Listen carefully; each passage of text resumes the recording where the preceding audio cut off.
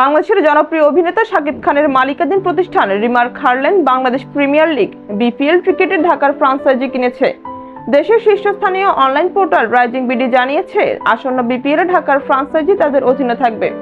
এতে শাকিব খান ঢাকার স্টেডিয়ামে নিয়মিত উপস্থিত থাকার সম্ভাবনা রয়েছে। জানা গেছে, রিমার্ক হারল্যান্ড ইতিমধ্যে শাইনিং মানি সহ আনুষ্ঠানিক প্রক্রিয়া সম্পন্ন করেছে।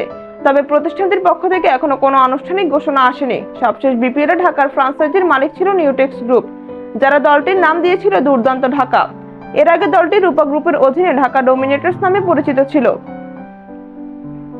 ঢাকার ফ্র্যাঞ্চাইজি বিভিন্ন সময়ে বিভিন্ন নামে পরিচিত হয়েছে, যেমন Dhaka Gladiators, Dhaka Dynamites, Dhaka platoon, minister Dhaka এবং ঢাকা ডোমিনেটর্স। এবারে নাম পরিবর্তন হবে বলে সংশ্লিষ্টরা জানিয়েছেন। এবারে বিপিএল বছরের শেষের দিকে মাঠে গড়ানোর কথা রয়েছে, আর প্লেয়ার্স ড্রাফট হতে পারে সেপ্টেম্বরে। বিপিএল মানে যেন বিতর্ক আর নানা সমস্যা, সম্প্রচারের মান, অব্যবস্থাপনা, দুর্বল আম্পায়ারিং এবং পারিশ্রমিক বকেয়ার মতো সমস্যা আগে থেকেই টুর্নামেন্টের সঙ্গে। তবে ফ্র্যাঞ্চাইজির নাম পরিবর্তনও বিপিএল এর একটি বৈশিষ্ট্য।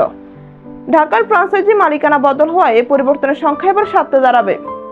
2012 সালে ঢাকা গ্ল্যাডিয়েটর্স নামে শুরু হওয়া ঢাকার ফ্র্যাঞ্চাইজিটি পরবর্তী সময়ে Dhaka Dynamites, Dhaka platoon, minister Dhaka এবং ঢাকা ডোমিনেটর্স এবং সর্বশেষ দুর্দান্ত ঢাকা নামে পরিচিত ছিল।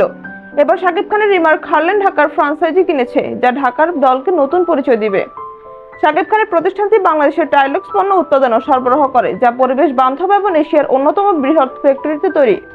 শাকিব ভক্তরা তাদের প্রিয় নায়ককে এবার বিপিএল মাঠে দেখতে পাবেন, যা তাদের মধ্যে উত্তেজনা সৃষ্টি করেছে। তারা আশা করছেন শাকিব খানের হাত ধরে বাংলাদেশ ক্রিকেটে নতুন কিছু দেখা যাবে।